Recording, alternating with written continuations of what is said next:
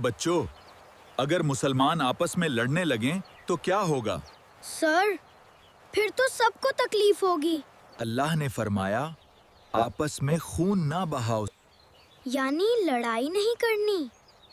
जी हाँ, मुसलमान एक दूसरे को तकलीफ नहीं देते। हम किसी को नुकसान नहीं पहुंचाएंगे। और अल्लाह ने फरमाया, अपने लोगों को घरों से ना निकालो। सर, घर से निकालना क्यों गलत है?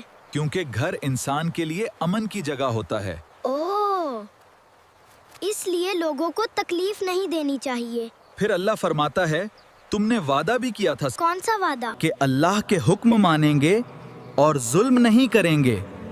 हम भी अल्लाह से वादा करते हैं। बच्चों, मुसलमान दूसरों को अमन देते हैं। यानी किसी को डराना भी नहीं। जी हाँ, अच्छा मुसलमान लोगों को महफूज रखता है। हम सबसे अच्छा सलूक करेंगे। अल्लाह हमें सिखा रहा है, लड़ाई ना करो, किसी को तकलीफ ना दो हम अमन वाले मुसलमान बनेंगे और हमेशा लोगों के साथ भलाई करो।